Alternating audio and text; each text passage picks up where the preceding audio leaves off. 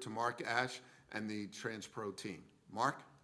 Super. Mr. Lewis, thank you so very kindly. Terrific to be back with you all again.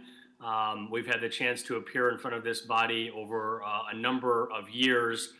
Exciting this evening to be able to share the year-end results. Obviously, the end of Q4 is the end of the fourth quarter. I will tell you in advance, I'm pinch hitting. One of my colleagues who is in Tampa, Florida, was supposed to be presenting to you this evening. Instead, she is fielding 100-mile-an-hour winds, so I will do my best to navigate you through the results that you have the opportunity to share.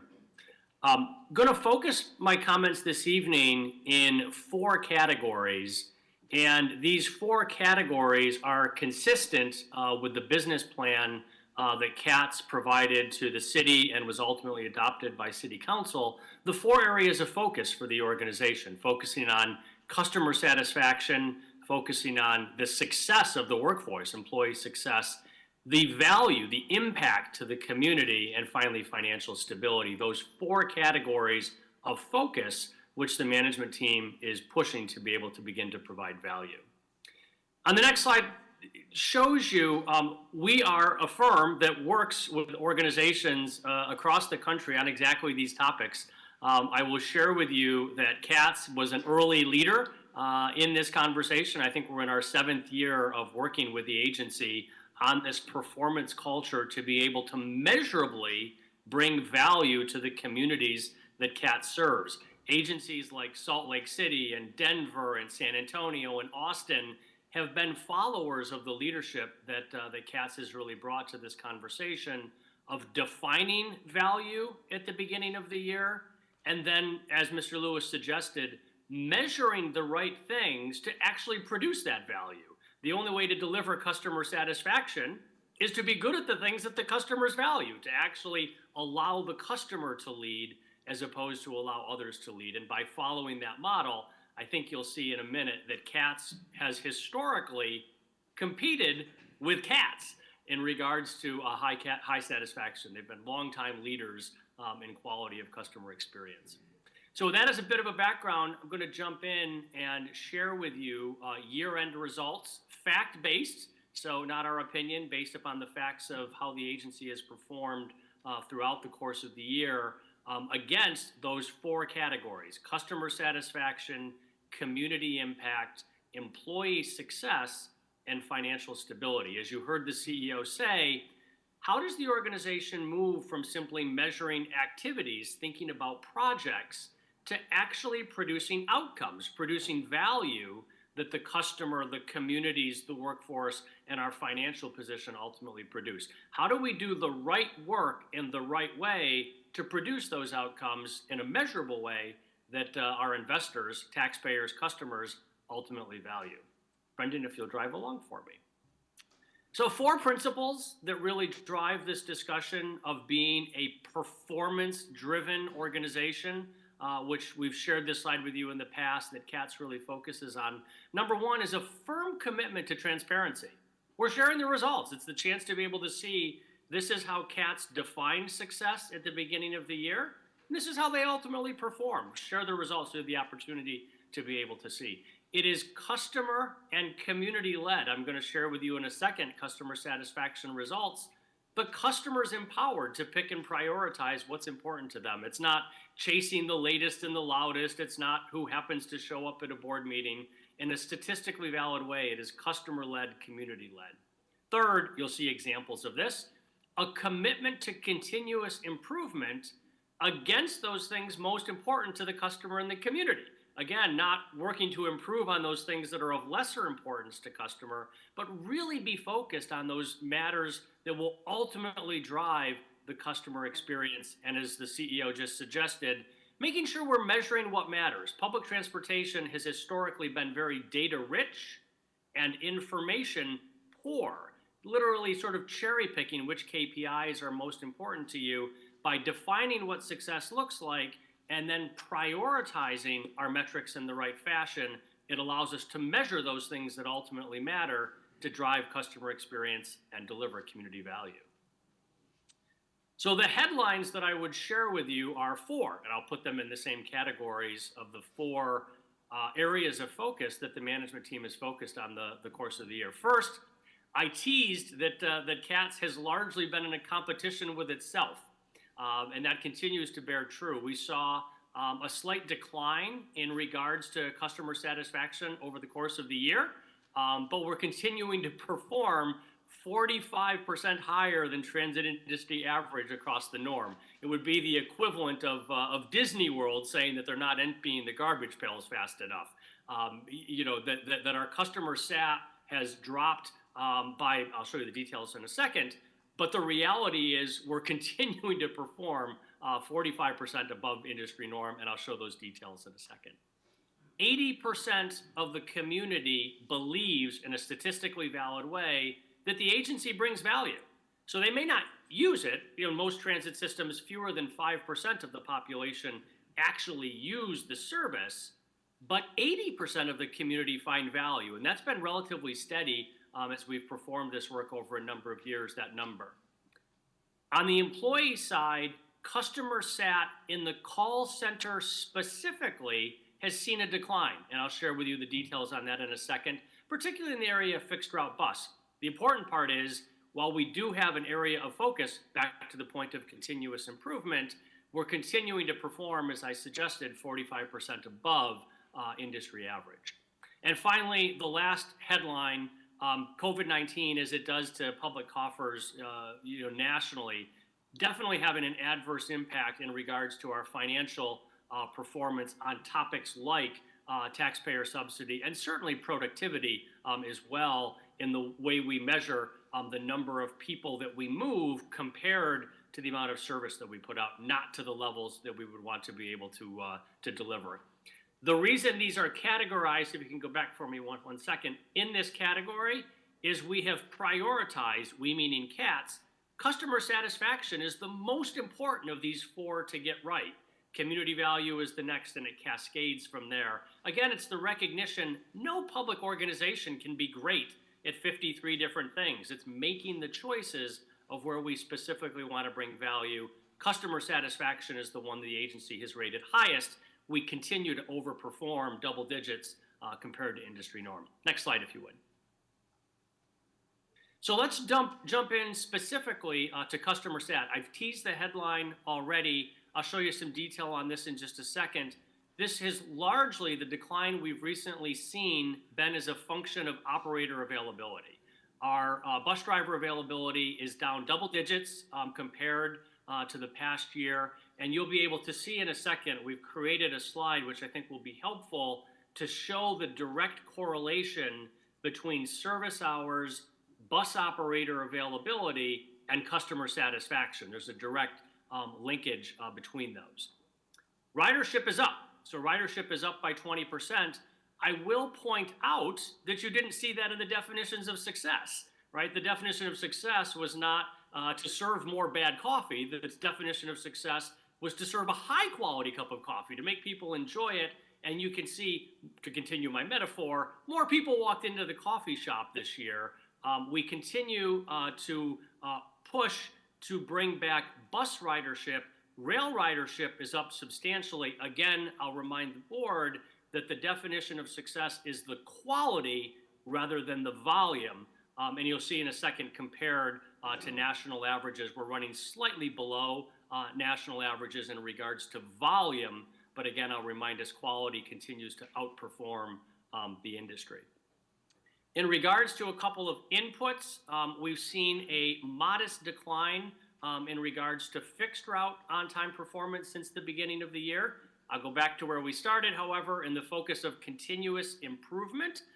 We saw STS service, paratransit service for people with disabilities, actually improve in the fourth quarter, and it was that commitment to continuous improvement that weights as the #1 metric for people using STS service to drive their satisfaction level. So if the outcome is higher satisfaction, we need to get the most important metric right to drive satisfaction. You can see that the team focused on that, and we saw a jump in the fourth quarter for the first time. Perhaps the most important headline to highlight here is the last, and that is almost 2/3 of service now have access to 15-minute or better service. That is up almost 3 times from the beginning of the year. Again, you're going to see frequency of service, trip time jump out, not based on my opinion, but the customer's opinion that this is one of the top factors that drives their satisfaction level. So been very purposeful about bringing back, increasing threefold since the beginning of the year, access to 15-minute or better service. Brendan, if you would. So let me jump into the details of measuring customer experience. So the process that has been used historically and has continued to be used, so there's stability in this process, is a statistically valid sampling of the customer base with a 95% confidence rate. We talk to folks across all routes, across all day parts, done in a statistically valid way.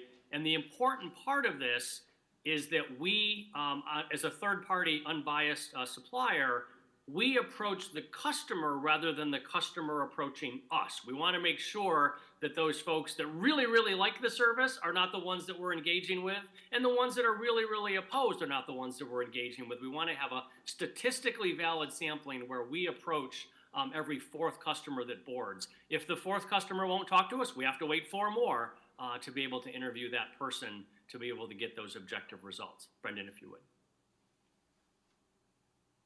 So the model that we used to measure customer satisfaction was actually built in the Harvard Business School back in the 1960s. It's called the Net Promoter Score, and I promise that everyone on this call has been asked the Net Promoter Score question. You may not have known it as the Net Promoter Score, but we've all taken the survey, and the question is, based on a scale of 1 to 10, how likely would you recommend this service or product to a friend or a family member? It's the most intimate of questions. It's actually called the ultimate question. 9s and 10s are promoters, 7s and 8s are passive, and 0s to 6s are what's called detractors. They're the ones that are going on Twitter and saying nasty things about whatever the experience is that they're having. The Net Promoter Score is calculated by the percentage of your 9s and 10s minus your percentage of 0s to 6s. So if you're Ritz-Carlton, Apple, you're up in the 60s. If you're a cable company, you're in the red. You actually have more detractors than you do promoters. So let's move to the next slide and we can see how we compare against some of these high-ranking service providers. So there you see Ritz-Carlton at the top. Their Net Promoter Score is a 78, extraordinary. For folks who have an Apple phone, their Net Promoter Score is in the 60s. Look at where the rail service in Charlotte compares to this. It's actually outperforming people who are so loyal to Apple. The Ritz-Carlton better watch out. We're knocking on their door.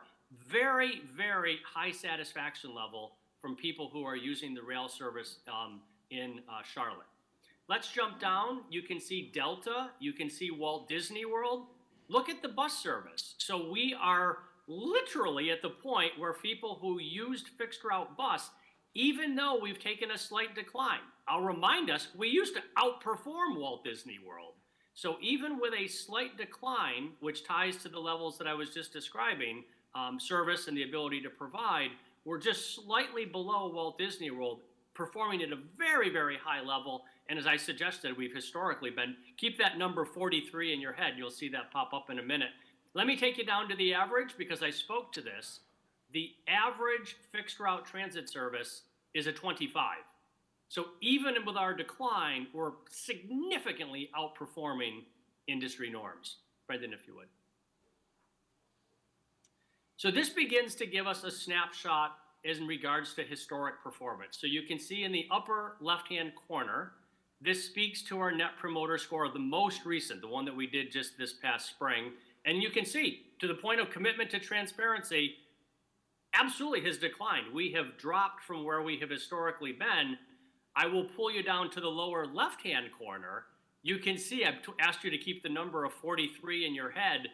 You know, we literally have outperformed Disney World in regards to NPS, and we continue to be operating about at that level still today. I'll take you to the far right-hand side. This gives you a sense of historic performance compared to the industry. And again, you can see, while we're largely competing against ourselves, we have seen the decline. We're not running from that in the least. We're still substantially performing in regards to the way the industry has, regards to the airlines, and the like. Brendan, if you would. This is the rail service specifically. So that was fixed route bus, which I just shared.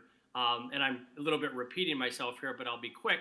So we can certainly speak to the slight decline that we've seen on bus. Rail's gone up. So we can see the jump in rail, which puts us knocking on the door of a Ritz-Carlton quality experience for customers that are using rail. You can see the trend over time. Again, a modest decline from our record highs, but our record highs were Ritz-Carlton level. I mean, it's hard to imagine going to a Ritz-Carlton and hopping onto a public transportation rail car being essentially the same experience, but that's what your customers have said. We've seen a slight decline from that, but up from the most recent sampling. And again, with rail, you can see we're outperforming industry norms. Brendan, if you would. Finally, STS, service for the folks that have disabilities, you can see running about consistent in regards to performance with fixed route bus. I talked at the outset about the decline and the importance of focusing on on-time performance. You'll see that in just a minute. So we've seen that decline. On-time performance is the most important thing for our customers to get right. And STS was struggling the first half of the fiscal year in regards to this. You'll notice the jump at the end of the year. It's our view that when we go back into the field in the spring, you will see a jump. You will see that come back because of the focus, that commitment to continuous improvement on the right things. Bottom left-hand corner, again, you'll see the decline, suggesting is the case. And you can see here, this is the one space that we're actually performing below industry norm. It's an area that we need to focus. I think there's full recognition of the need to focus to be able to bring that up. Focusing on on-time performance is the number one KPI. Brendan, if you would. So the key factors to drive customer satisfaction, not my opinion, what the customers have told us historically, and this has held true for half a dozen years now. The most important thing to get right, be on time, show up on time. Next most important, fares, hours of operation, travel time. That's the importance of the 15-minute service, which we were speaking to. And vehicle cleanliness. At one point in time, vehicle cleanliness had jumped to be the second most important part of the customer experience. And it's because we were challenged there. We had to make improvements back to that commitment to continuous improvement. Bus cleanliness has fallen back to being the fifth most important part of the experience. It's a challenge of a service industry. Once you become good at something, it falls back in importance because it's now just becomes an expectation.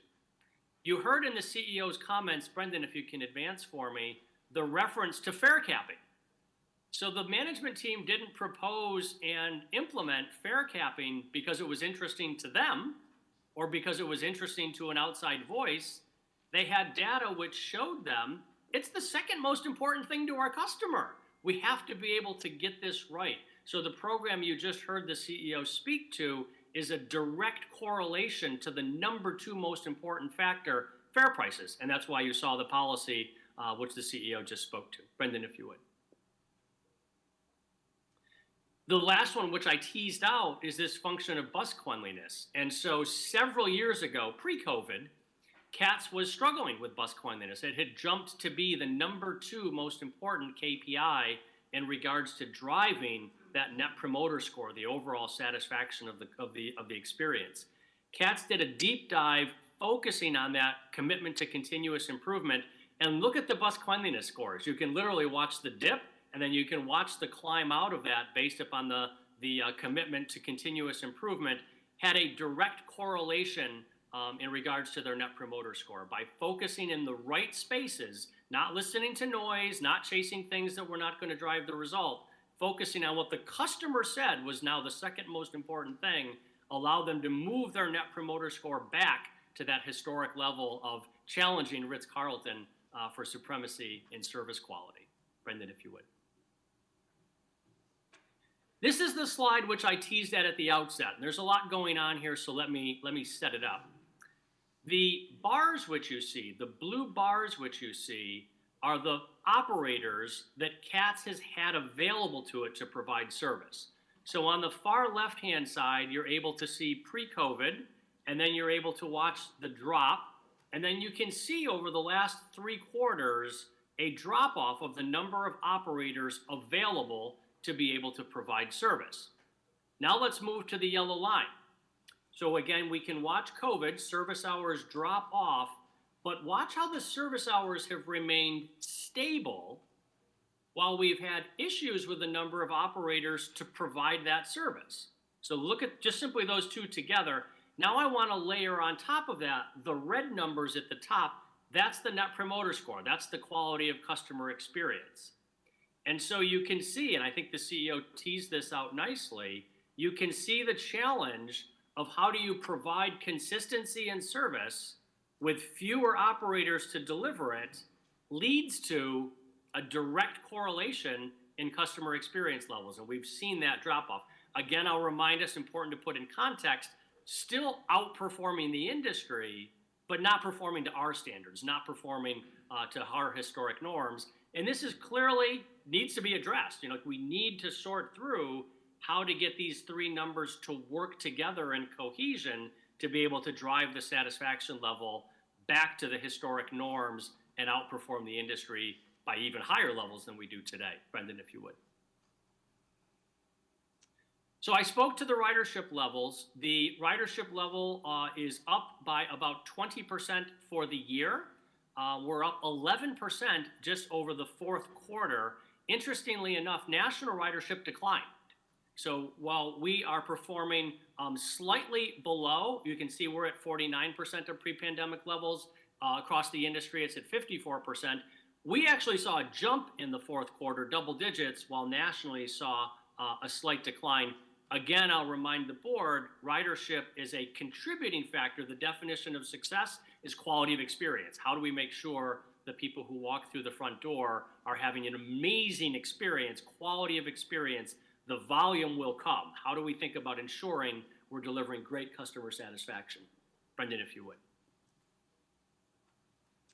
This speaks again to all of these factors, really takes it into all modes in regards to rail. I'll take us down to the bottom specifically.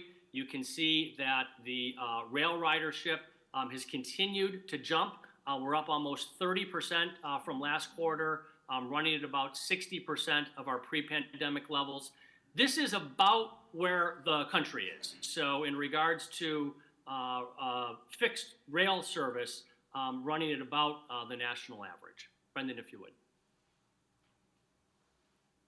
On-time performance. So again, I'm not picking on-time performance because I'm interested in it. Your customers say that's the number one factor which drives their satisfaction level. We've seen rail and paratransit service improve with its on-time performance, and that is very specifically focused upon the need to make that jump in paratransit fixed route service. I indicated at the beginning of the year, we were underperforming in that area. Management recognized the need to be able to make an adjustment to drive satisfaction levels, and we saw that jump in the fourth quarter. We saw on-time performance in STS actually jump. And then you can see this improvement in regards to 15-minute or better service. I indicated that threefold increase, and we're seeing that. The challenge is how do we ensure that we have the number of operators, back to several slides ago, to match the service levels to be able to drive our Net Promoter Score, our quality of customer experience, back to pre-pandemic levels. Brendan, if you would. I'm going to move quickly through these other three. We wanted to specifically focus on the customer experience. The second definition of success was in regards to community value. And you can see, I think this is 3 years in running now, that more than 80% of the community believes that Charlotte brings value. You can see the KPIs here in regards to the catalyst that CATS provides as an economic development engine. Fascinatingly enough, fewer than 5% of people actually use the service, which is very normal nationally, very normal to see that level. But 80% say, I see value in this. I get value back from the way the agency engages. And a critical part of the management team's work is to communicate in a way that the community is able to see that value, whether or not they actually use the service. This really speaks to that ridership question. I may not use it, but I get value from the organization, and I'm grateful that the service is able to do exactly that. You see the KPIs here. Brendan, if you would. I spoke to the satisfaction with employees and the call center specifically. So this is an area of focus. We actually saw a decline in the fourth quarter.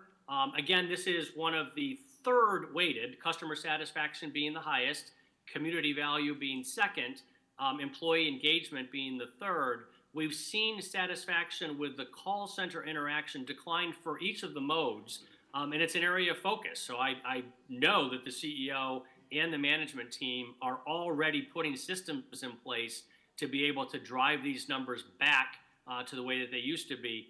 I will point out, if we go back to our importance factor, that did not jump out as one of the 5 most important factors for the customer.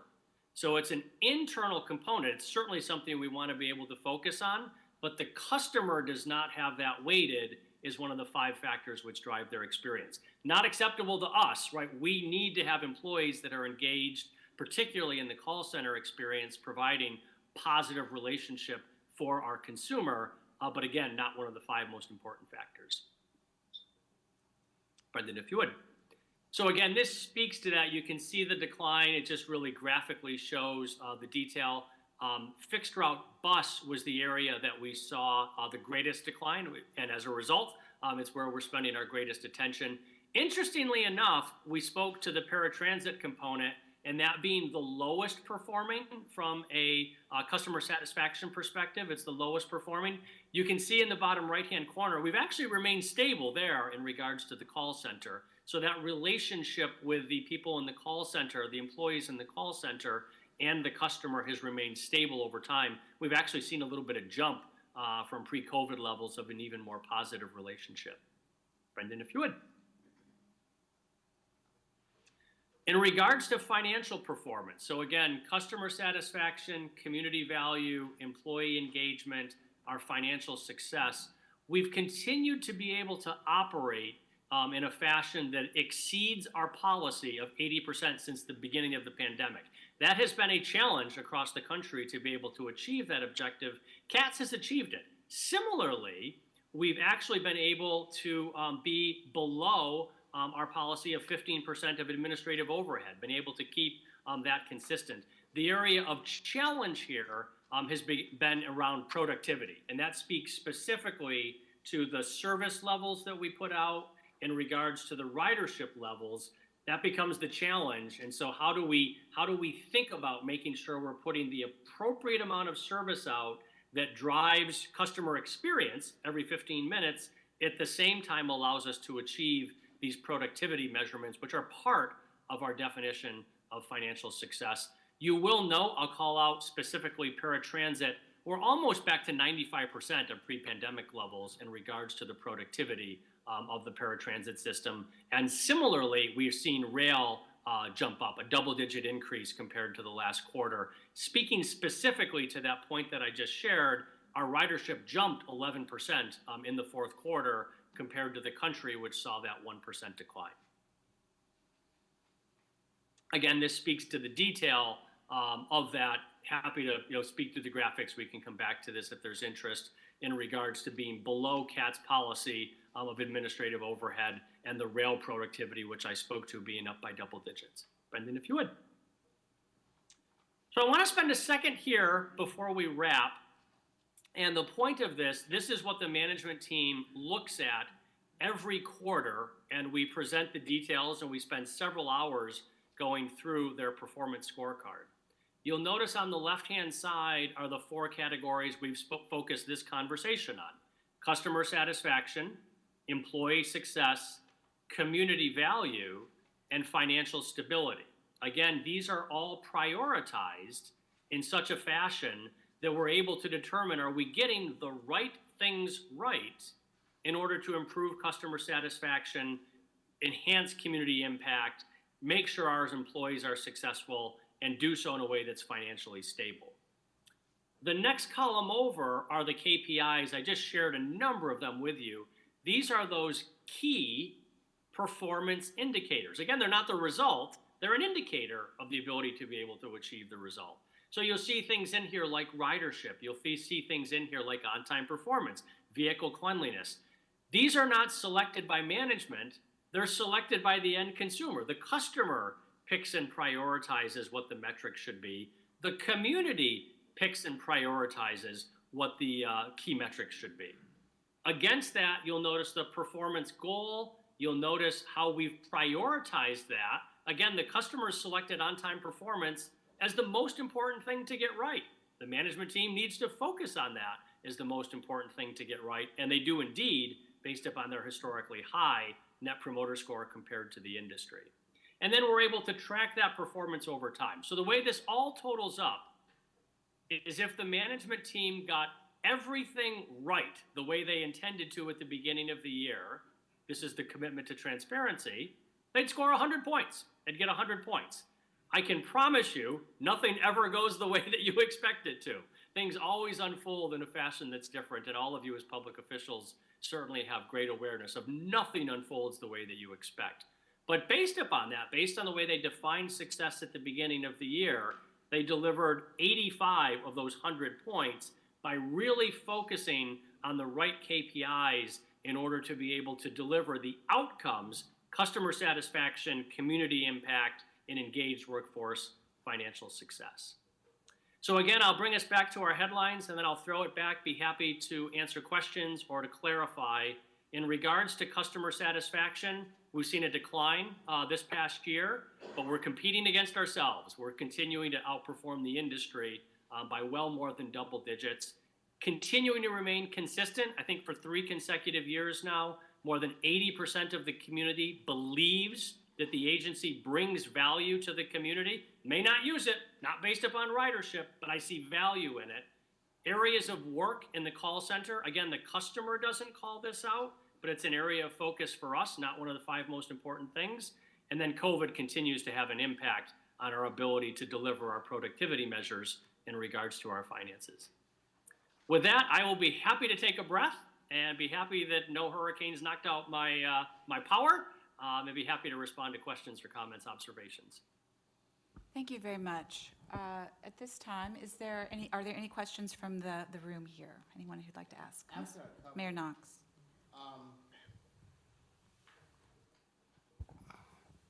Okay, I've got a couple of questions. On page 32, the decline in STS performance, I didn't understand, because those are our people. I understand the decline in performance for the fixed route buses, because that's a union issue where drivers haven't shown up, but the STS drivers are our employees, the city's employees.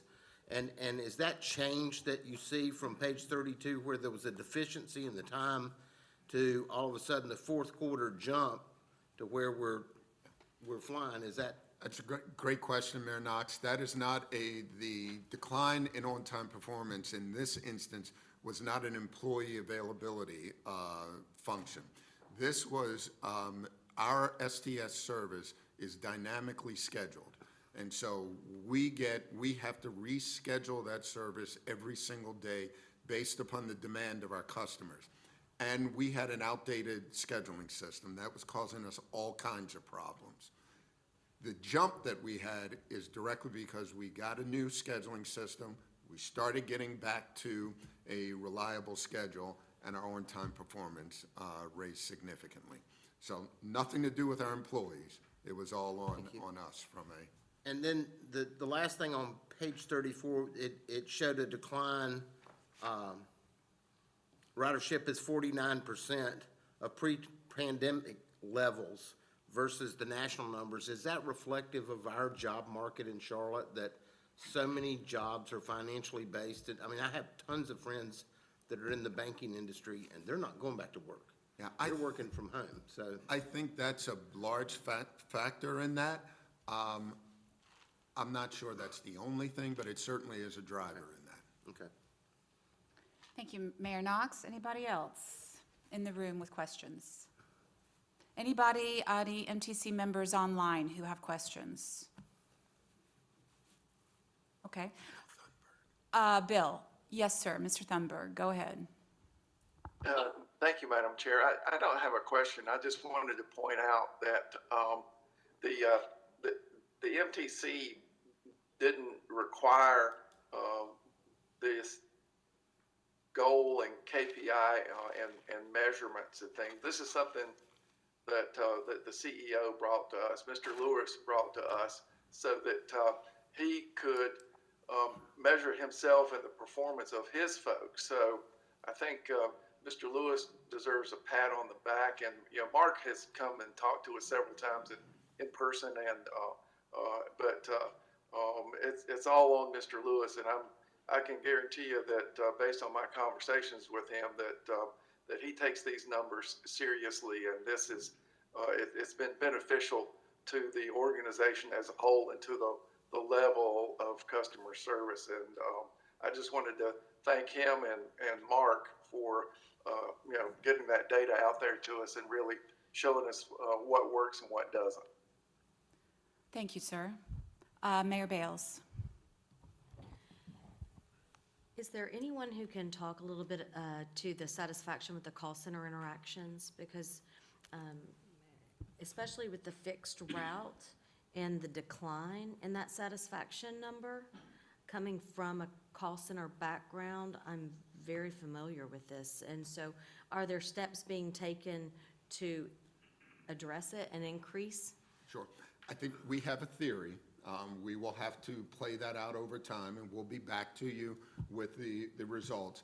I think because it was focused on bus, I think it was related to the bus operator unavailability. And so many of our customers were calling in, where's my bus? It's supposed to be here, where is it? And they weren't getting a satisfactory answer. And because if it was the employees themselves and how they interact, we would have seen the same thing on rail and STS. That was my next. And it was only on bus. So my belief is, and our theory is, that it's related to the reliability issue. As that has started to come back, we're going to pay specific attention to that. If it is not, then I've got to dig deeper into that. All right, if there are no other questions, then I have a few myself. An organization of this size should engage in this kind of self-examination and audit. We owe it as stewards of the public dollars and providing such a critical service. And I appreciate and thank the CEO for doing so. The audit must be objective.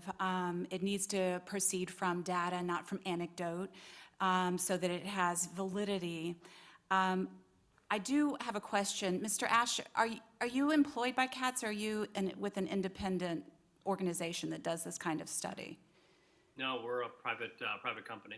Okay, because throughout your presentation, your verbiage kind of came across as, we have been able to be above such and thus metric, or we've been able to be below such and thus metric. And, when I hear things like we've literally outperformed Disney, we are on the level of Ritz-Carlton, it starts to make me wonder. I want us to be accurate, and I want us to give positive feedback where it's due, but it's almost so relentlessly positive that it started to raise some flags for me, because we have to, first and foremost, be candid and be completely straightforward. And, anecdotally, there certainly have been some bumps in the road in recent periods, which, there are many factors for that. But, I was a little concerned with some of the presentation that it didn't seem to reflect that. Now, that may be because you aren't driven by anecdotes, as I am. You're driven by data. And I do acknowledge that. But I always want to ensure that those who audit our work do maintain distance and objectivity, because relationships can be formed, and and I always want that sort of arm's length distance to exist with those who audit us, so that the public can truly get as objective an analysis as possible, and not one that is necessarily glass half full. That I think it needs to just be as objective as possible, because it inspires confidence, even if it's not always great information that we want to hear. So I would just want to offer that feedback. And then another question that I had on Mr. Lewis's. Was that a question, or was it a statement? That was my statement, feedback. But if there's something you'd like to say, by all means, please go ahead. Sure. So a couple things. First, beyond agree. The reason we share facts is because we can't be successful in a world of anecdotes. To your point, we have to make sure we separate the noise and are able to see the truth. So totally agree. I think we demonstrated a number of different areas that require focus and didn't shy from them for a minute. The importance of demonstrating that there's underperformance in a number of different areas. Important to note that the areas that were underperforming are typically not prioritized by the customer. They're of lesser importance. So it's important to note the areas of underperformance, but also note that the customer doesn't necessarily prioritize that. And then to the language of we use that with all of our clients. We're proud to be performance partners with them. We show up with a voice. We don't always show up with good news, but we think it's critical to be the we rather than yours, because we're going to work together on improving the quality. So the we language is very, it's something that we commit to, using that language, that we're partners with our clients. Thank you, sir. And when you were assessing customer satisfaction, how many customers were a part of the survey? Or how many participated? Yeah, I don't know the number exactly, but it's a statistically valid sample. So it's plus or minus 5% of quality. So 95% statistical validity. So you have no idea how many customers were surveyed to get to your results? I don't know the number exactly. I'm happy to get it to you, but it would be somewhere in the 550 range in order to get us to a statistical validity of 95% confidence. Okay, thank you very much. Madam Chair? Yes, sir. If I may, only add, you've used the term audit, and I would just want to make sure, we have used this as a management tool. So there is a relationship between CATS and TransPro. This is not an independent audit of our service. Thank you, and I should not have used the word audit. This is a management tool, because I think audit has a different level of expectation. I want to be clear with the board that this is a management tool. I want to know what my customers are saying. I want to know what's important to them. And if I'm falling short, give me an opportunity to address that. So I do see this as a management tool, and there is a relationship there. Thank you. Very different than an independent third-party auditor. So Thank did you. want to make that scene. I do have one last question, and it is for Mr. Lewis. Being new on MTC, are you concerned about the taxpayer subsidy percentages continuing to be above our policy? Yes, and so let me give, I was going to give a clarification on that. The policy is that we do not have, that the subsidy rate of our business does not go above 80%. We want to keep that below 80%. We want more of our fares and our advertising and other sources of revenue to pay for the cost of our service. This is pandemic related. For a number of months, we offered fare-free service.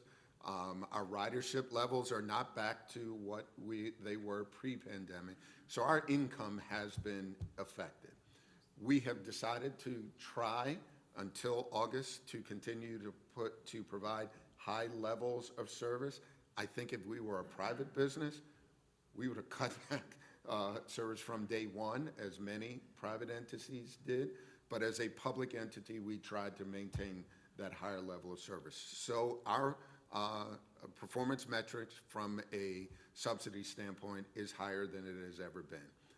We are watching it. We've made sure that we've kept our administrative overhead low so that we're not too fat on the other end. But this is a metric that we are keeping very close tabs on.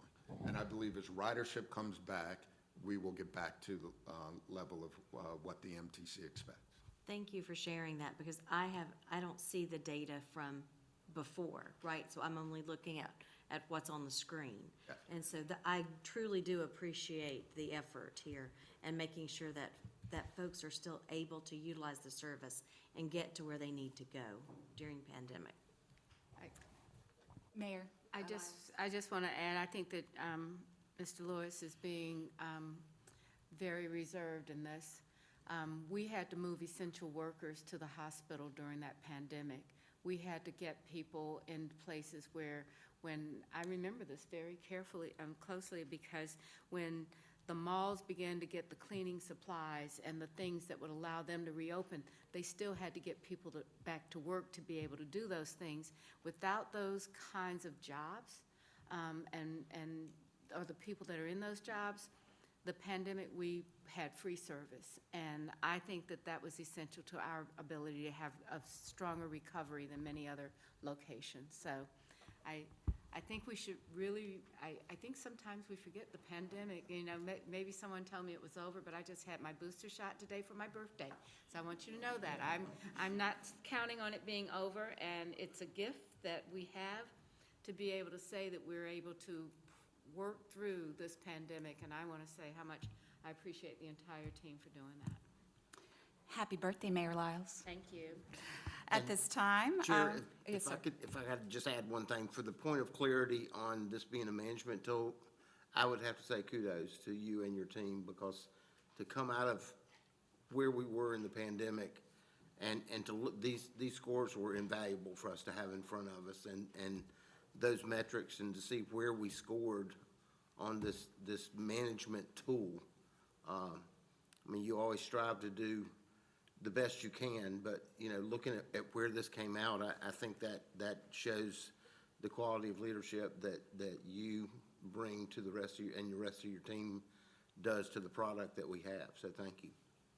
I'll add my thanks too, because, I mean, this has been nothing like any of us have ever experienced going through this pandemic, and to be brave enough to step out and you know, request a survey of this magnitude it was the right thing to do, but I'm very grateful to you for doing that, and you know, I hope this won't be the last one of this type we see, because I believe the results will go up even better as we move forward. So thanks. Fantastic. Thank you so much. At this time, we will move to the report from TSAC Chair, Chrissy Exlin. Thank you, Commissioner Altman and members of the MTC. First, I wanted to thank CATS for introducing fare capping. As you've heard me mention several times before, TSAC has been advocating for fare capping for years, and this is a wonderful thing for transit riders in Charlotte. So thank you to everyone at CATS who made that happen. In this month's TSAC meeting, we received an update on the CTC redevelopment proposal.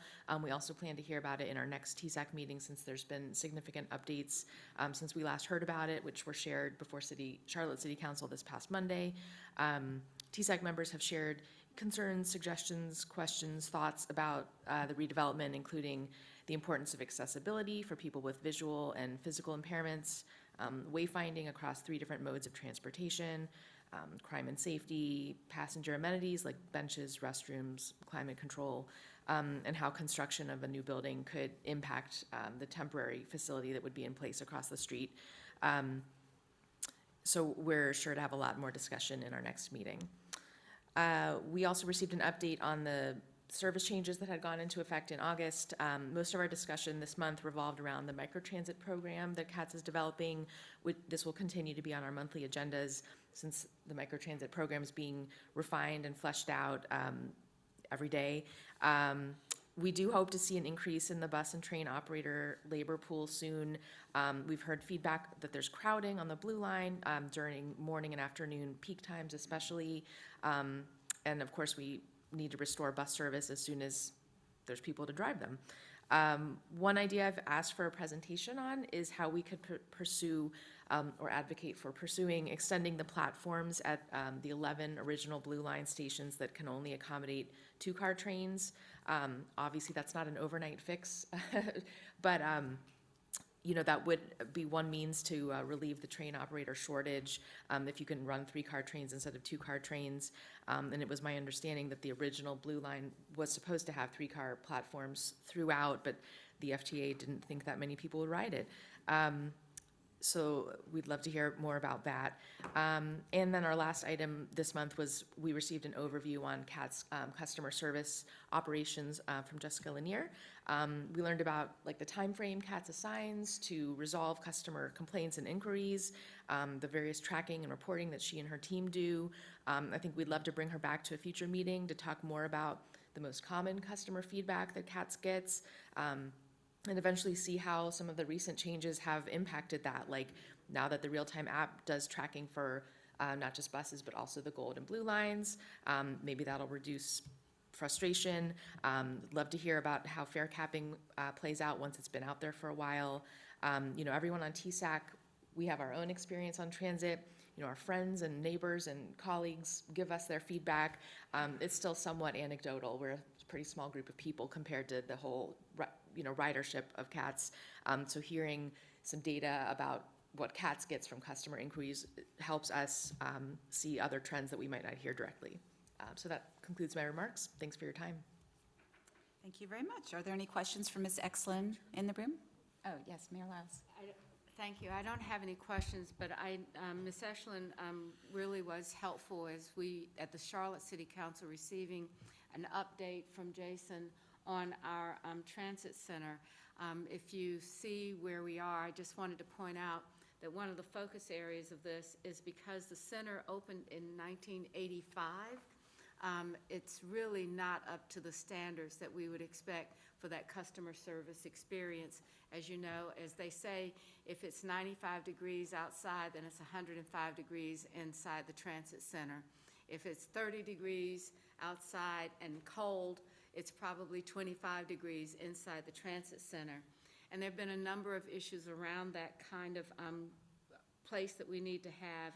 And I think that what's important, and Jason would have said this, or said this to us, it really came close when we were about to have the Republican National Convention, and there was no place that we could have the security required for those kinds of major conventions in case we go after another one, not 2024 for sure, but at some point, some people may be sitting around here in 2028 and be thinking about whether or not we should host that convention, and we have to do some things around security and a location that works for those kinds of major conventions. So we do have some ideas about what we want to see there, but I want to be sure that you know that this is primarily a project for transit, but it also includes the opportunity to utilize, what do you call it when you have the airspace above? Air rights. Air rights, thank you, for other uses, office uses. There is a bug flying around me. So office uses, and there will likely be a tower associated with it, but the focus right now is on getting the team around what are we going to do for the kind of service. And the team is going out talking to customers right now about what they would need. And I think some of the questions that we addressed in the council, you know, how do we project, or how are we going to understand the predictions for workforce, and where is the workforce going to be? Those kinds of things are important. How many hubs do we have to get more direct, the Envision My Ride plan going? So I think that's more that would be dealt with in this group as we come out of making a decision on design and some of the work that we're doing. But feel free, you can watch these kinds of things online if you're really bored at night, and watch the meetings that we have. But I think it's something that we'll come back and update on a regular basis. Thank you, ma'am. Anybody else in the room? Anyone online? Any questions for Ms. Exlin? All right, thank you. Moving on to our report from CTAG Chair, Mr. Edward Tillman. Thank you, Commissioner Altman and MTC Board. So I'd like to start my report. We've got several vacancies on the CTAG committee, and so really in need of some assistance there. We are short a co-chair that would be part of the appointed by Mecklenburg County, 2 Mecklenburg County additional appointees, as well as CMS appointees. So if we could work toward getting some of those spots filled, that would be extremely beneficial to our group. I'd like to start with that. We did have a update from Jason regarding the micro transit implementation. We've discussed that here already. We also discussed the temporary service modifications, where about 20% of the local and express routes have been affected. Of course, that's going to be only temporary. Once we get more operators, we'll be able to address that. It was stated that we are currently down 70 operators, and with that being the case, another update that we did receive during that meeting in talking about the reskilling and upskilling of the workforce sort of goes hand in hand in many ways with maintaining a consistent flow of new employees who can then go to another job and feel as though they have a career path. So that was a really good update to hear about that program where we're having co-ops and apprentices and summer interns to really support us in that measure. And a couple other items that was discussed. The fare capping, of course, we did talk about that. Also discussing making sure that that messaging got out to everyone in some manner, shape, or form, as well as the ability to get a free phone if you do not have the ability financially to have one. We do have that option available through Project Lifeline. That was discussed. And also we had a discussion regarding security. And that we're working toward making sure that we're giving our people within CATS the ability to de-escalate the situations and realizing that the $2.25 fare is not worth the risk to the operators. They are not to be the fare police of sorts. They need to do their jobs and allow others to do theirs. So there is a activity going on with Allied Universal to have more security officers, but not trying to over-police our service options and not having a security officer on every bus, being very strategic with where those security officers are by targeting specific buses and routes and parts of the city. But I think also one other aspect that was addressed but needs to be, I would say, widely distributed. 1.1 million trips typically we do on an annual basis. The number of significant issues is less than 10. So although it seems based upon media and I would say hyperbole, it's a bad situation. Overall, it's not nearly what you might assume, but that level of messaging has to be more proactive versus reactive because in newspapers, typically if it bleeds, it leads. And so we will always have a bad representation if there is a negative activity going on. So that was a big conversation that we had there. And this concludes my report. Thank you very much. Any questions from the room for Mr. Tillman? Any MTC members online with questions?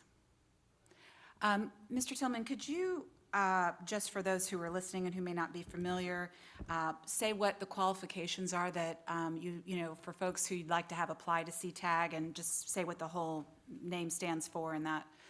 Take Sure. another opportunity for the advertisement. Sure, I will have to get the qualifications. I'll have to pull, I don't want to go off the cuff with that, so I'd rather have Paulus assist me in providing that Okay, to no you. worries, no worries. So Maybe we're next time, absolutely that sure. would be great. Yes. And what's the free phone opportunity that you referenced? That was Project Lifeline, and so with Project Lifeline, if the person does not qualify financially, they fall within a certain level, they can work through Project Lifeline to acquire that. And I think Mr. Lewis has a little more information on that as well. One of the things that we wanted to make sure that our fare capping initiative was widely accessible to as many of our passengers and users as possible. One of the things that's obviously an impediment is you can't use our mobile app if you don't have a cell phone. And even if you have a cell phone, if you don't have a data plan, that can also be an impediment. So we're taking it step by step.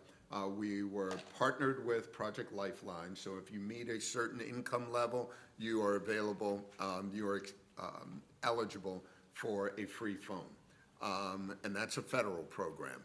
But we've also worked very hard, and Rachel and her team and the operations team over the last 6 months to make all of our buses and trains hotspots. So we have Wi-Fi, free Wi-Fi on board all of our vehicles.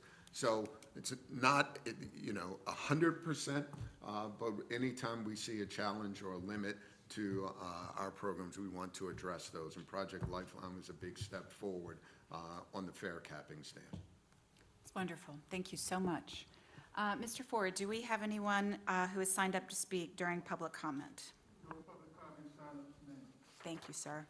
Next on our agenda are informational items. We have one item, the federally mandated agency safety plan. And MTC board members should notice in their packets this month a new safety report that includes CAT's safety-related metrics. These will be reported monthly and will be an ongoing report to MTC members. Now I will turn to our General Manager of Safety and Security for CATS, David Moskowitz.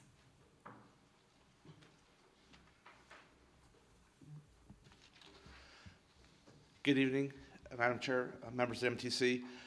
As part of the federal regulations and guidelines that had us create the agency safety plan, based also on the North Carolina Department of Transportation State Safety Oversight Program standards and our own agency safety plan, as we update our plan and we continue to move forward with the implementation of safety management systems at CATS, part of the process is to ensure that we have review and input from boards such as yourself. What I'm here today is just a very brief presentation to go over some of the changes that we've had as we go into version 2 of our agency safety plan.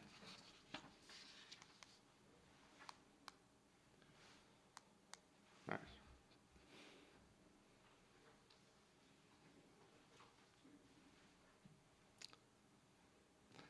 right. To start off with, we have under the definition section, we just updated bus accident and bus collision definitions. Specifically, we had the rail definitions. We just separated it, had a separate bus. Next slide, please.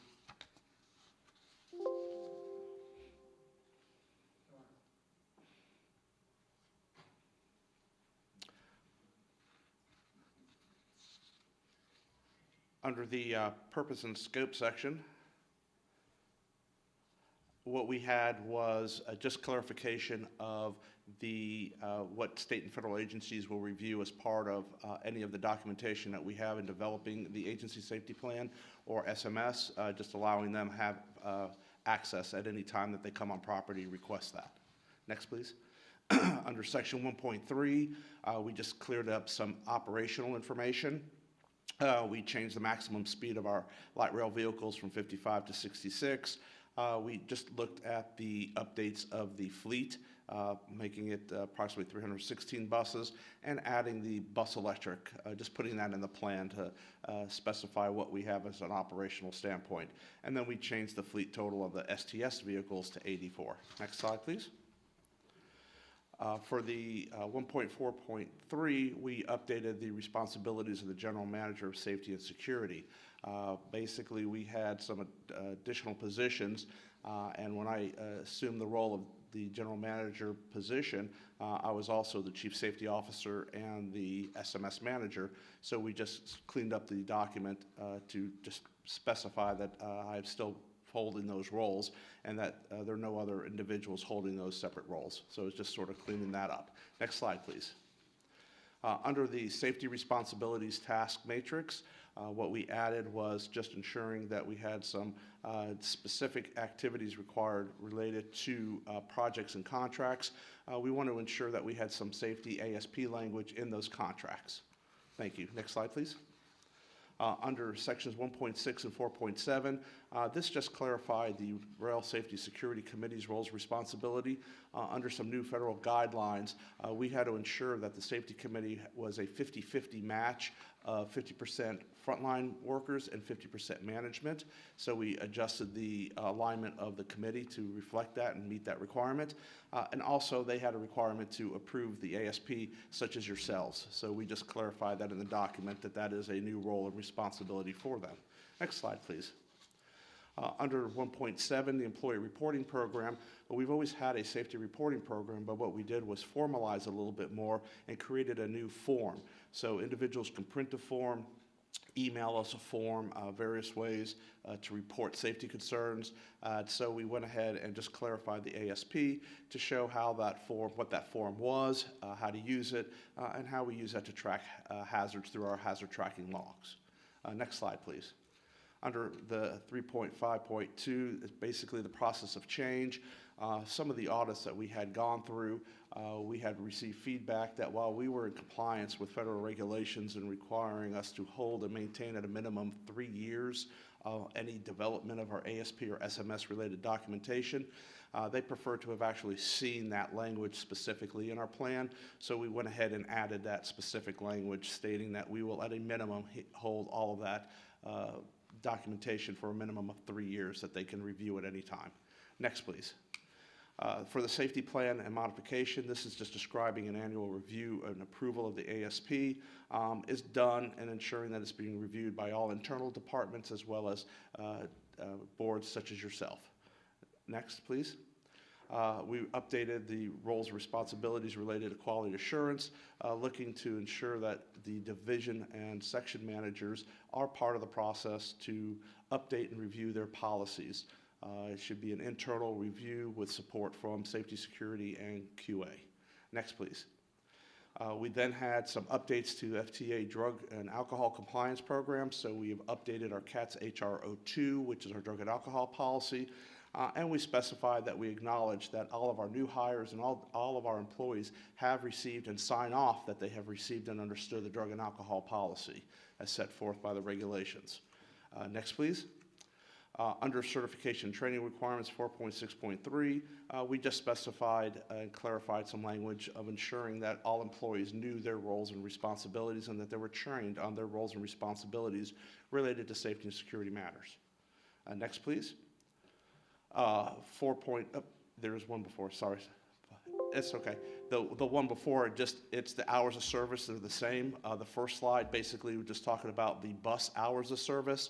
We're just clarified as to how long our bus operators can work to ensure, that we have fit for duty.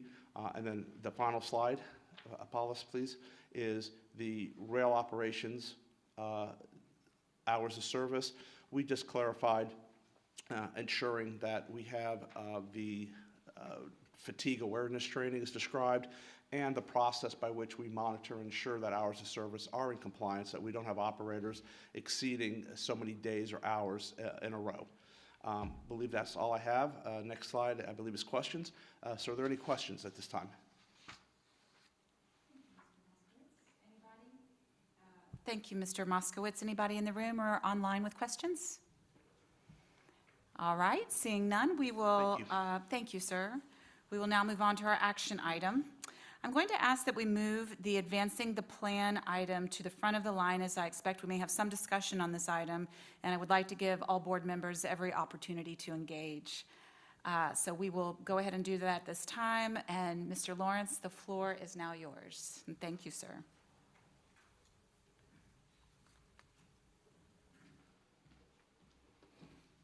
Thank you, Madam Chair and Board. Good evening. Good to see you all again. We came to you with an information item back in July of this year with a discussion of advancing our 2030 transit system plan. All right, next slide. Thanks, Paulus. We'll just go with that.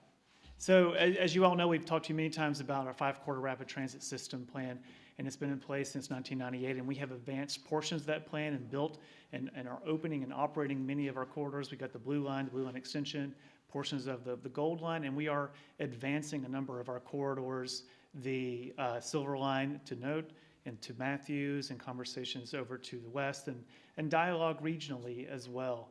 We are advancing the remaining 6 miles of the Gold Line, Phase 3 of that CityLinks Gold Line along Central Avenue and Beatties Ford Road, and doing a continual public engagement project definition of that project. The North Corridor has been in front of this body many times in a dialogue, most recently in the 2019 system update, where you all adopted a North Corridor strategy of a phased implementation of bus rapid transit along the I-77 Express Lanes corridor, but maintaining the O-Line corridor as a strategic corridor for future commuter rail investment. Next slide.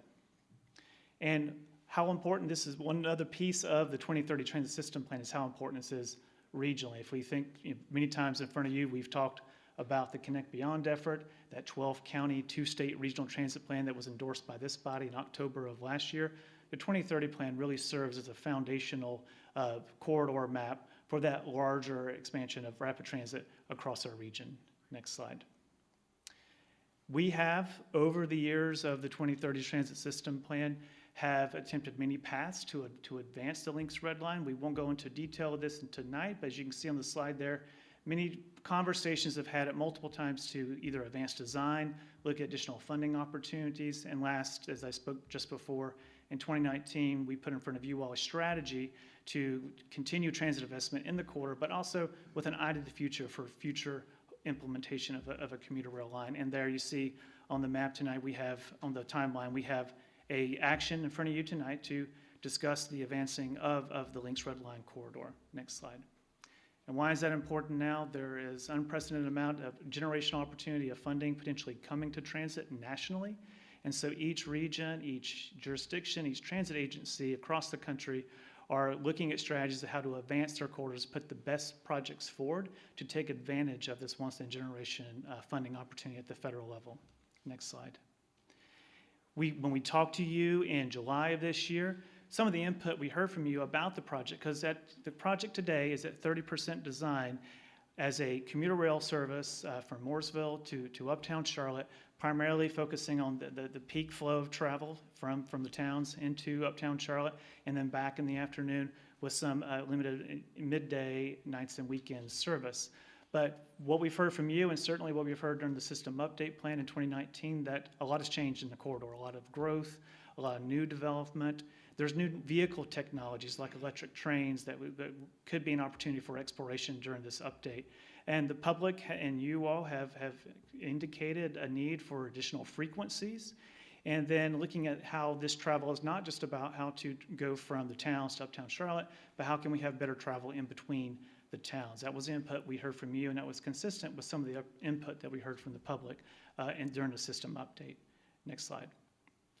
So if we were to advance this project, so you choose with the action in front of you tonight, one of the first steps was to look at some of the feedback we heard from you to really define the project, define the project as it stands today through some public outreach, engage with our partners in Mooresville and Iredell County, because the project is currently adopted to the Mount Morn station in southern Mooresville in Iredell County. Confirm the station locations and service levels, and why that's important. Doing that key step would tell us what design we would want to take into further definition and into the federal process. And then look at alignments into the Charlotte Gateway Station to confirm that uptown alignment in order to access the passenger platform at Charlotte Gateway Station. And then, of course, with any of our rail projects, be it Silver Line or the North Corridor, coordinate with the railroads that are in the area. This phase that I've laid out here is very similar to what has been a part of the Silver Line effort right now as we further define that project and advance it along its path towards a hopeful implementation. Next slide. So with that, tonight we have in front of you an action to approve amend the fiscal year 2023 capital investment plan to include $5 million to advance the Lynx Red Line to begin that process. Thank you, Mr. Lawrence. Are there any questions in the room for MTC members?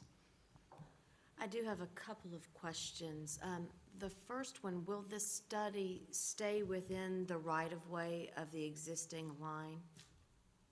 So I think, Are we going to be looking to potentially go outside of that? so in the 2019 study, we did evaluate a number of alternatives, along 115, along 21, along 77. And at the time, the strategy was to maintain that corridor as the corridor to advance rapid transit on the Norfolk Southern Corridor. If we were to look at additional analysis, that's really an alternative analysis, and if that is the wish, we can bring back scopes of work for that. But the process I laid out was to really define that project within the corridor that it currently exists today. That's actually what I wanted to hear. Yeah. So thank you for that. Yes. A couple of other questions. Are you going to be in the scope of the study looking at 1-track, 2-track, or 3-track? So, yeah, that bullet that talked about the defined stations and service levels, the service levels is really a function of the amount of track that you have and then the ability to accommodate freight along that corridor, because it is a freight corridor as well. The more service you have, the more track you're going to need to accommodate that, more sidings and potential double tracking. So that's that piece right there. So if the decision is to have more frequency, then that would require more track and potential double tracking. Double tracking, but not 3. Because I don't know that you could get 3 trucks within the right-of-way. Right, but yeah, the point of looking at that is that there is currently a single track for freight, and if you want additional passenger track, we would need to look at another track parallel to that. So third track, are you talking about more of express type service into town, or? Well, I'm just trying to make, let me ask it this way. Would the expectation be that freight would utilize the same track at off-peak hours? So it's currently a freight corridor, so the, coordination and consultation with Norfolk Southern would have to occur to any update of design. Okay. Mayor Bales, I Yes. think the quick answer to that is the more frequency, we would have to look at double tracking or perhaps having some, Jason, the term, Temporal separation, temporal yeah. separation in that. But there isn't a scenario where we would go to 3 tracks in that. That's also what I was Yeah, hoping the to more hear. frequency, then you have to, do that kind of temporal separation with the freight, which would continue that coordination. Okay, and then I guess as you're looking at the frequency, you would also be looking at this, within the stations, you'd also be looking at the speed in which that train could travel. Right, and then, the more stations you have, the slower the train operates. The fewer stations, you're able to operate more frequently, or faster. Right. And I think that all the other questions that I had for you, you have already addressed, so thank you very much. Thank you, Mayor Bales. Who else in the room? I just want to thank Jason for listening. We've been driving this thing hard for a while, Mr. Lewis, as you know. And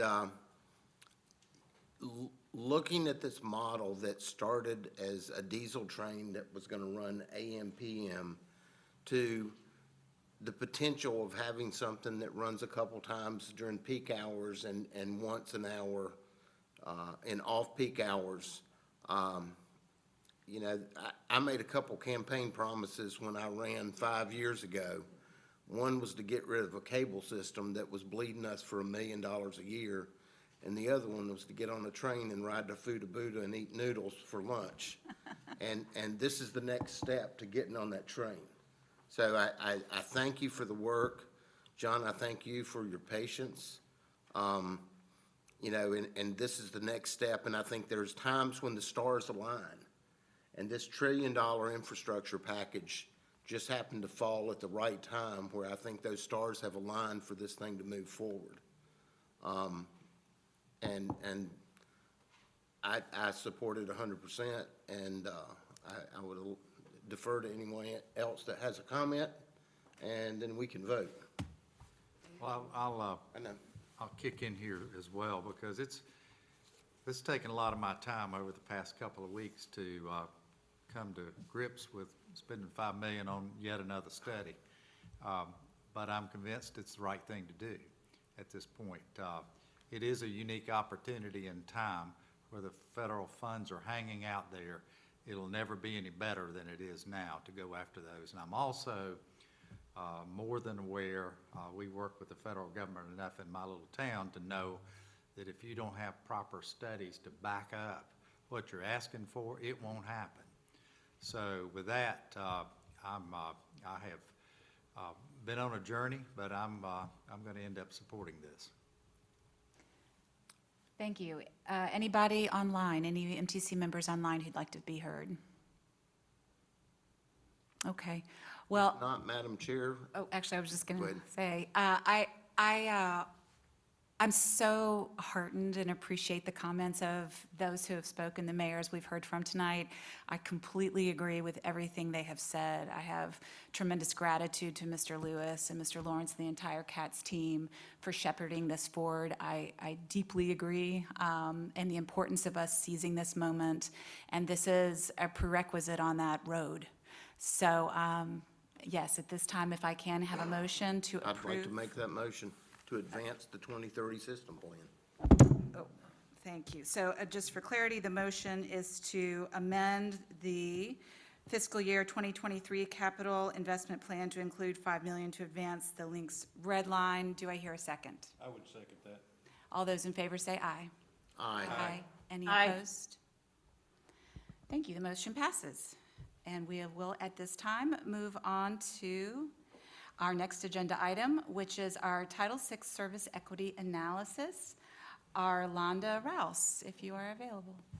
Thank you.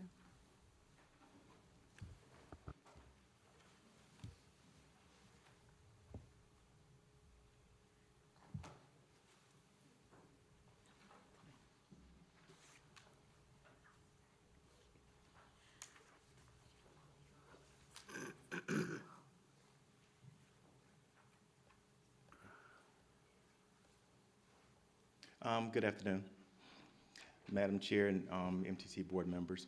What I'm bringing you tonight is the action item for the Title VI Service Equity Analysis for the COVID-19 service adjustments. I initially presented this information item to you in the month of June, and now I'm bringing it back to you during the month of September for action. Next slide, please. So what I'm going to do now is just give you a brief overview of the information item, and then we'll receive questions, and then we'll have an action item. A Title VI Service Equity Analysis analyzes changes in service that we made during COVID. The first thing that we had to do was perform what's called a technical analysis. We performed public outreach, and then we performed mitigation efforts, and I'm going to just give you a brief summary of some of the items that we actually performed. Next slide, please. As far as Title VI, Title VI is Title VI of the Civil Rights Act of 1964. It states that CATS will not discriminate against anyone based upon race, color, and national origin in any of the services that they perform. For our purposes, for this Title VI equity analysis, these benefits, or these federal benefits, are FTA benefits, and we're stating that we're not going to discriminate based upon race, ethnicity, or household income. As far as the service equity analysis for COVID, because our temporary service adjustments actually lasted longer than 12 months, the FTA considered those service adjustments permanent, and they required an analysis for anything which qualified as a major service change. Next slide, please. Next slide. Now, as far as our pandemic service changes, we performed 7 pandemic service changes from 2020 through 2021. The major service change that we did is, as soon as the pandemic took place, our ridership severely decreased, and we reduced all of our service to Saturday service. But it had a little twist to it because we also had express routes during that time. Next slide. And the next slide. So what we did is we analyzed all of our changes in our technical analysis. We performed a public outreach, and we brought those items to you in June. Next slide. So the first thing we had to do was analyze, after everything that took place, we had to analyze, was this a major service change? So we analyzed that. Then we determined the routes which we considered major. Where did they travel? Did they travel through what we considered a minority corridor or a low-income corridor? And then we evaluated. Next slide. So our definition for a major service change was system-wide, anything that affects 25% or more of the daily revenue miles. COVID was major. Of course, we knew it was a major service change, but we had to go through the exercise and say, yes, it did affect more of our 25% of our daily revenue miles. Next slide. Then we had to make a determination about whether or not it affected our low-income and minority passengers. The definition that we utilized for low income was the median income for American Community Survey poverty levels as defined by the U.S. Census, and we defined minority as non-white population as defined by the U.S. Census. Next slide. So whenever we were analyzing those two areas, we had to determine whether or not the effects of our changes had a disparate impact on the minority populations or a disproportionate burden on our low-income populations. Because we were utilizing census tract data, we analyzed it from the standpoint of our service area. Our minority service area for our system was 49% minority, and our low-income service area for CATS is 11.8. We made the determination that if one of the routes that had changes exceeded those thresholds of 49.5 or 11.8, we would define them as either minority or low income. Next slide. So at the beginning of the pandemic, we had 70 bus routes. At the end of our review period, we still had 27 bus routes that had changes that affected 25% or more of the daily revenue miles. Out of those 27 bus routes, 17 of the bus routes fell within those categories as being labeled as either low income or minority. Next slide. This is a slide of the bus routes and the changes. What I would like to highlight to you are the routes, the 4 routes at the top. Those 4 routes are still at 100%. Those 4 routes are still labeled as being suspended by CATS. As far as the FTA is concerned, they're permanently eliminated, but for a CATS perspective, they're still suspended. Next slide. So after we identified those routes and we made the determination that yes, there was these routes travel through low-income corridors as well as minority corridors, and they may have a negative impact, we had to actually reach out into the public and share our changes with the public. We advertised on our website. We had public meetings. We had face-to-face meetings during the times listed on the slide here. Next slide. As well as we had virtual meetings via YouTube, and we had comments through YouTube. And we actually compiled all those comments, and we considered the public comments, next slide, in what we call mitigation efforts. So anytime there is a perceived negative impact on low income or minority individuals, the federal government will label those as either being a disparate impact or disproportionate burden. You must mitigate the effects of your efforts. The very first step in mitigation is to do nothing and analyze that. So if you analyze doing nothing and the effects are, are more detrimental than your mitigation efforts, you continue on. So the very first mitigation effort, these are a summary. Within your packets, we listed all 17 bus routes and we listed the mitigation efforts for each. The mitigation effort for number 1 were the 4 routes that we showed you at the beginning that were permanently suspended. Those routes had local routes which actually traveled along the same corridor. With those local routes that traveled along the same corridor, we provided local service when those routes were suspended, just to ensure that those customers along those corridors did not have negative impacts or negative effects. We would try to reduce the negative effects on those customers. Mitigation effort number 2 were for those additional express routes that did not have underlying corridors. What CATS did there with our planning staff, they limited those routes to no less than 4 trips per day in order to provide those customers with access to jobs, medical centers, grocery stores. And mitigation effort number 3 were for the other 17 routes that we had. During the pandemic, we did 7 service adjustments. What the CATS planning staff was doing during that time, they were analyzing travel patterns. They were analyzing ridership data from our bus routes, and they were tweaking all of those temporary adjustments throughout the pandemic. And all of those efforts were recorded, and those were the mitigation efforts that we performed. So we may add a trip here, add a trip there. As far as the blue line, rail line, our light rail line, we went from 20-minute service to 15-minute service. So those were some of the mitigation efforts that we performed there. Next slide. So in summary, what we've done for Title VI is we've conducted an analysis, we've gathered public input, and we've shown mitigation efforts. So the point that we're at now is I'm respectfully asking the commission to approve our Title VI equity analysis during the September 2022 meeting. Next slide. So Orlando, Yes. to make sure that board members are clear, Yes. as a result of the pandemic and the reductions in service, we found that there were some disparate impacts to minority, wouldn't say disparate, there were impacts to minority and low-income communities. Yes, John, if you just modify the routes on an entire system, we would say it's impossible not to have a disparate impact on the minority communities because we're affecting the entire system. So yes, there were disparate impacts. If we did not show disparate impacts, we'll be the most popular system in the US, I would say, because it's almost impossible not to have that. Right. When you actually change this entire system. And our mitigation efforts met the requirements to mitigate the impacts that we have to those communities.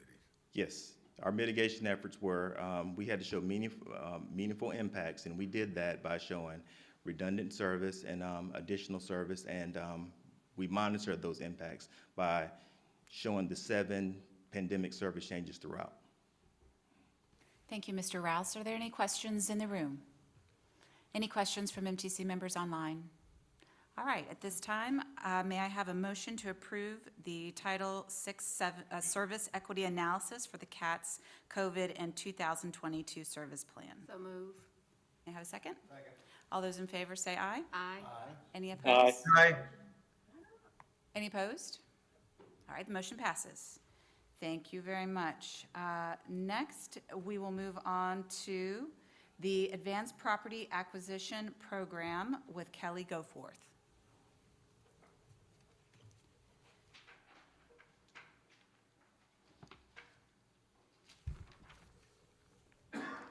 Good evening. This item is to request additional funds to support advanced property acquisition for our future rapid transit projects. Last year, I presented information on advanced acquisition related to property along the Silver Line.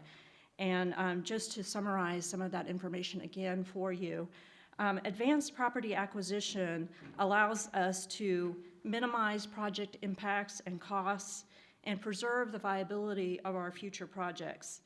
The Federal Transit Administration allows us to acquire property in advance of completing the environmental process as part of either corridor preservation or as a protective or a hardship purchase.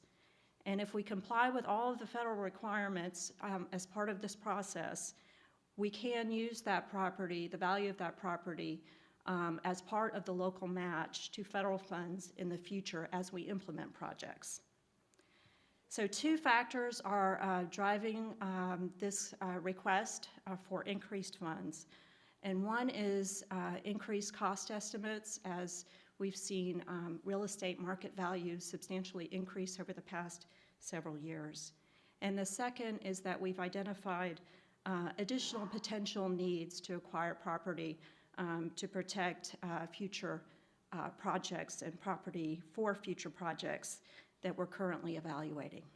So this action that we're requesting is an additional $8.5 million, an additional funding for advanced property acquisition. And I'd be happy to answer any questions. Thank you very much. Are there any questions in the room? I've just got one. Kelly, is this system-wide? It is. There are several properties system-wide that we are evaluating. Thank you. Any questions online from MTC members? Hearing none, at this time, may I have a motion to approve a budget amendment to support advanced property acquisition to support future rapid transit projects? Move approval. May I have a second? Second. All those in favor say aye. Aye. Any opposed? And the motion passes. Thank you very much. And we will move on to our last order of business, which is the developer coordination at Sugar Creek, again with Ms. Goforth. Thank you. Thank you. So this item is to request approval for a budget amendment to accept funding from a private developer to design and construct a new pedestrian connection to the north end of the platform at the Sugar Creek station along the Lynx Blue Line.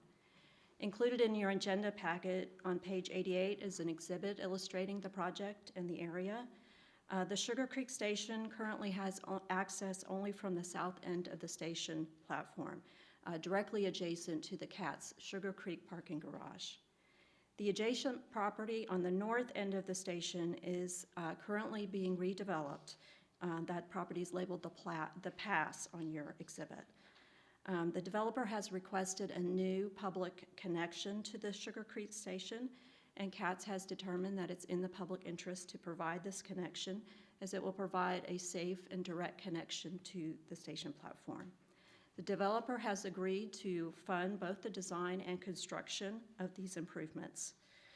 So we are requesting an action to amend the FY24 capital improvement program budget to be able to receive $250,000 in funding from the developer to support the improvements.